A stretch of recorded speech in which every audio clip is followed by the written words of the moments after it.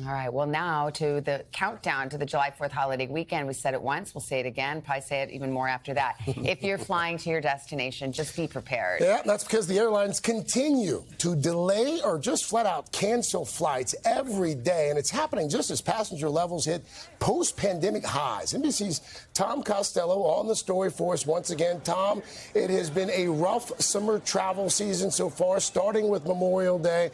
And it does not look like things are getting any better anytime soon, huh?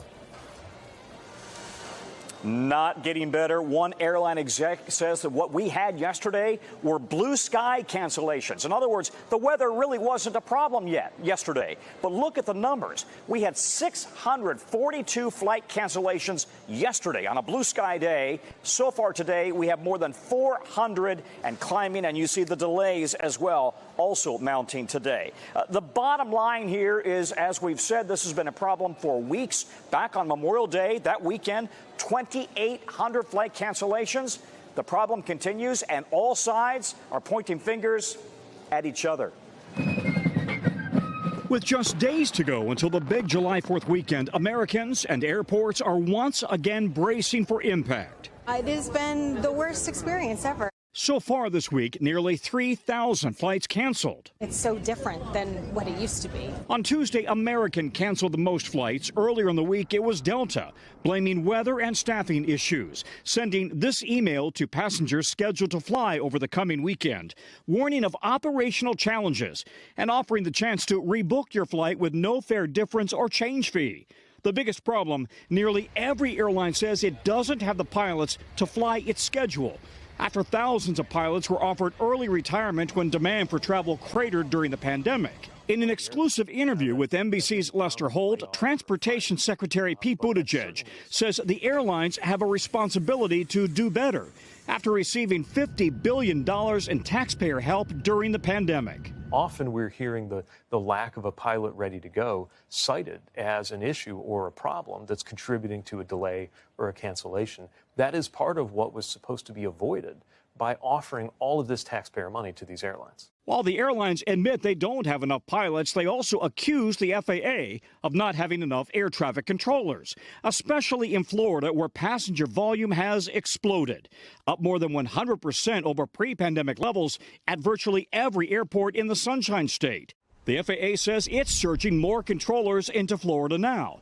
Before the pandemic, the airline cancellation rate averaged just under 2%.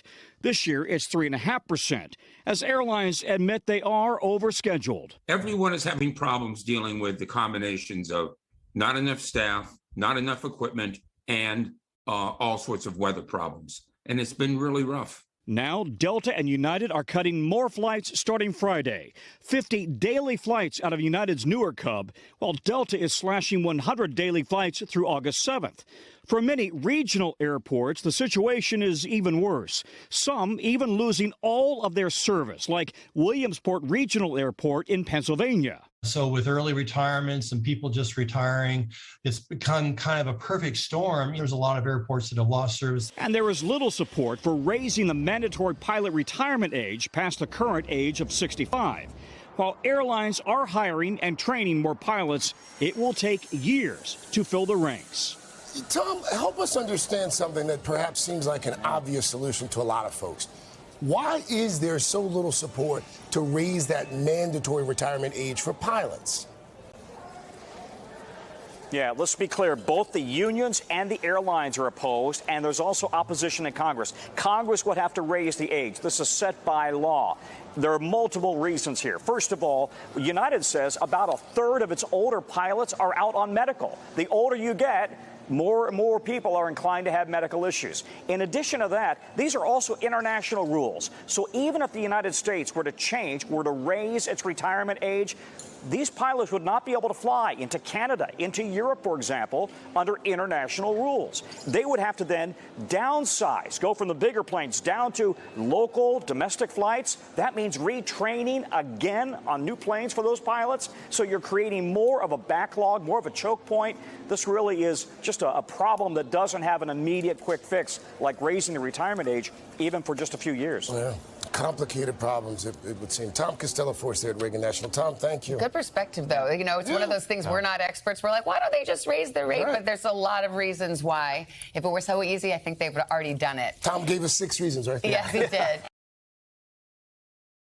Hey, thanks for watching our YouTube channel. Find your favorite recipes, celebrity interviews, uplifting stories, shop our favorite deals, and so much more with the Today app. Download it now.